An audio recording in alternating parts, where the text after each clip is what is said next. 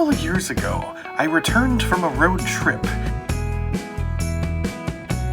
with a couple of giant plastic totes full of childhood memories. It's time to move them to the basement, but before I do, I wanted to share them with you.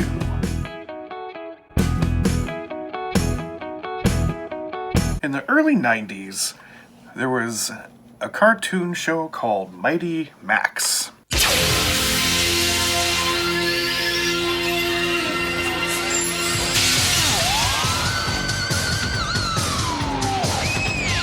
And to accompany the show, or maybe the other way around, I'm actually not sure which one came first, there was a whole line of toys based on Mighty Max. These were basically the toy company's answer to Polly Pocket, but for boys. And so they are weird and gross and menacing, because, hey, gender indoctrination, am I right? These are the last known survivors of all the sets that I had when I was a kid. I got 3 big ones and 3 little ones. Used to be a lot more, but they've been lost to time and moving and whatever else. So the cartoon was actually pretty good. It was about a kid named Max who had a magic baseball hat that allowed him to travel to all kinds of different dimensions. Now these are all from the early line of the toys. In later sets, they introduced more characters, villains, and friends alike, mostly based on the cartoon show. But these sets were before that time, and there's just Max versus whatever stuff he's got to do in these things. Now these bigger sets were called Doom Zones. So these are places that Mighty Max teleported to, and there was some sense of doom to them, and he had to figure out how to get out. There was usually a villain figure or two, or a monster of some kind, and then of course a little figurine of Max himself. There were 6 in the first series, 6 in the second series, and 6 in the third series. So if you're into numerology, guess what? And then you also had these smaller ones, which were called horror heads, that came out later. And there were a whole bunch of these as well, like 15 or 20 of them. And then they came out with what are called monster heads, which are like really, really, really small ones. I didn't get any of those, however. This is all I got to show you today. So let's begin with what is probably my childhood favorite, the snake.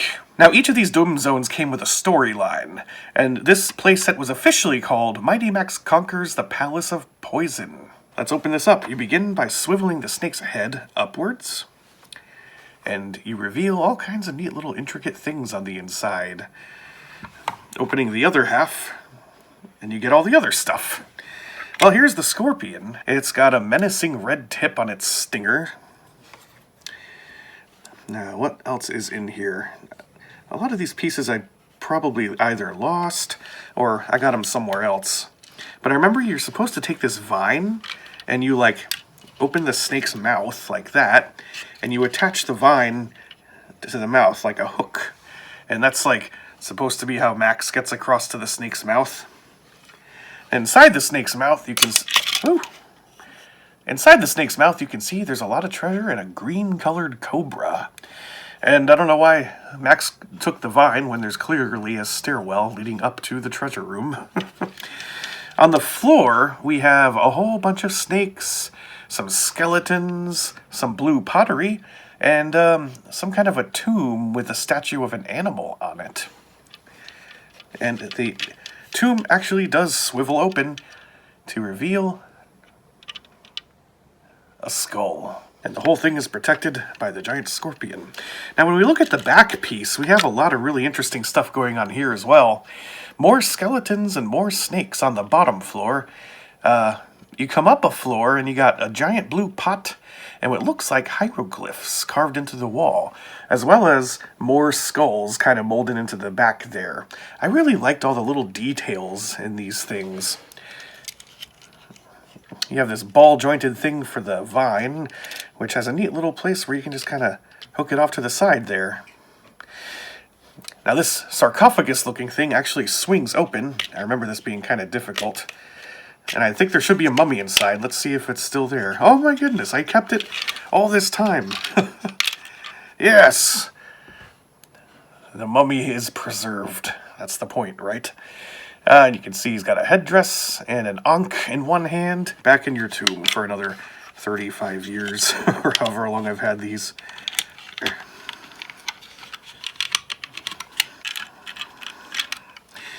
Well, that's unfortunate. The snake's head fell off from right there. Or is it supposed to do that? I don't know why it would do that on purpose. A little hot glue will fix you up.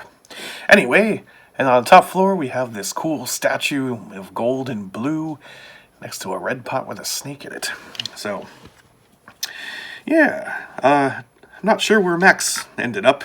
He would have been standing right here in these little footprints, but I guess he's around here somewhere. You know. One of the neat things about these playsets is that even, like, closed or partially open, you see some details. So the tail of the scorpion becomes the rattle of this snake, and where the snake's chin was resting, there's some mining equipment and a couple of skeletons surrounded by gemstones. Moving on. This was called Mighty Max Trapped by Arachnoid. This Doom Zone was also part of the first series, and closed up, it's a giant spider with a purple brain-looking thing in the middle of its back. Anyway, to open this thing, there's a hinge by the fangs. Oh. And it reveals all kinds of really cool, colorful stuff. And Max is missing again. Oh, no, he's not.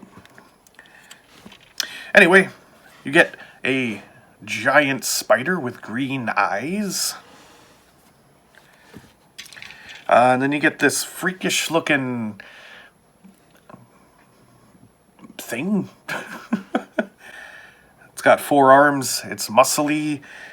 Some kind of a mutated insectoid thing, I suppose, based on the compound eyes. Anyway, from the wiki, this spider's name is Creep, and this mutant thing is called Arachnoid. Now, in the playset, we got a spot for Arachnoid to stand, and a spot for Max to stand, but in the closed position, Max is stored under this purplish, gooey web thing, and here he is. Now I can show you what Max looks like, since I have one. There's the red cap, shirt with an M on it, blue jeans, white sneakers. Yep, that's Max.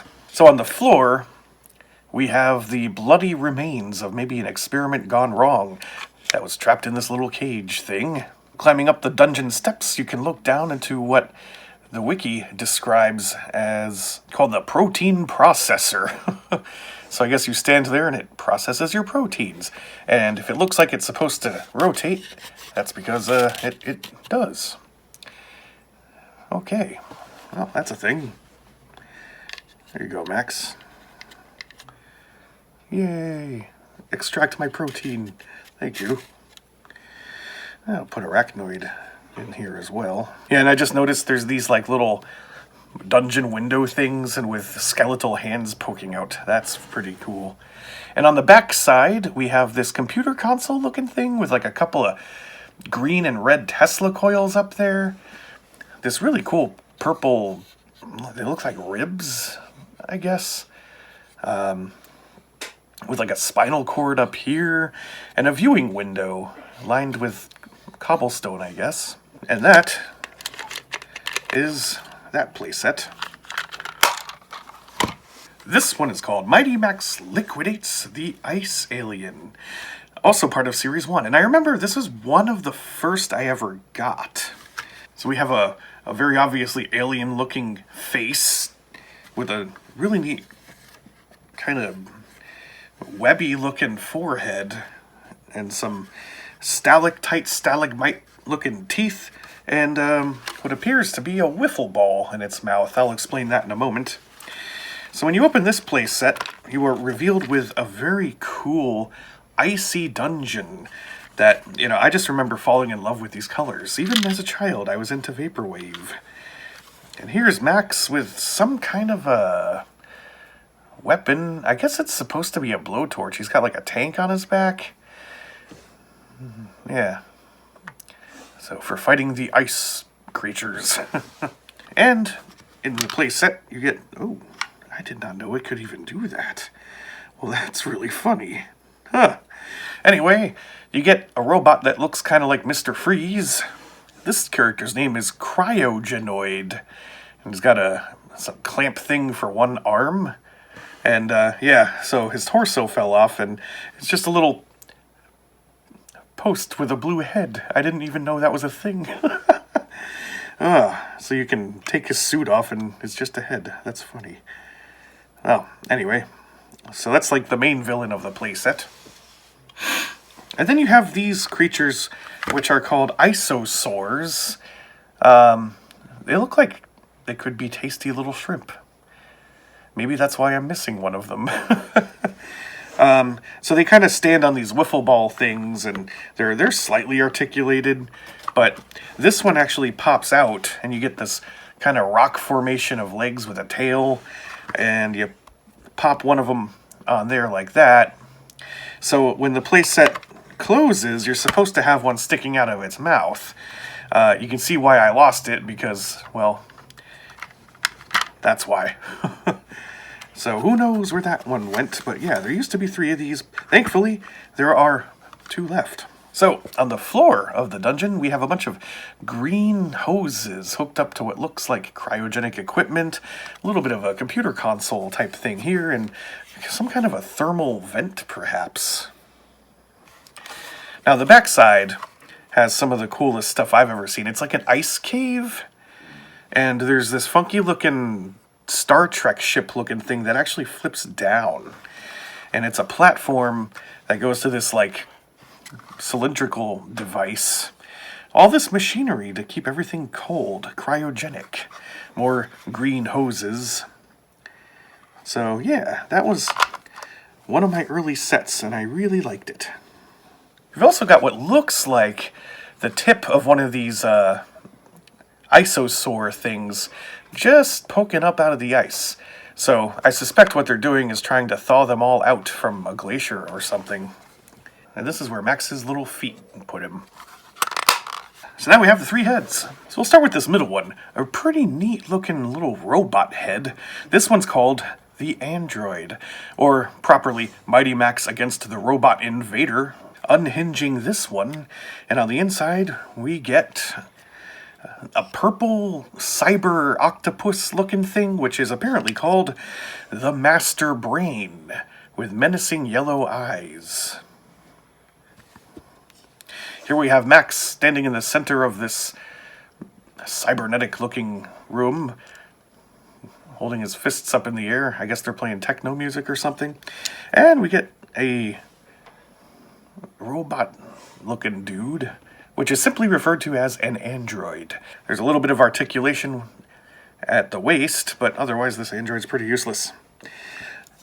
Checking out the interior of this thing, we can see lots of teal and then yellow and silver. It's not quite vaporwave, but it kind of reminds me of the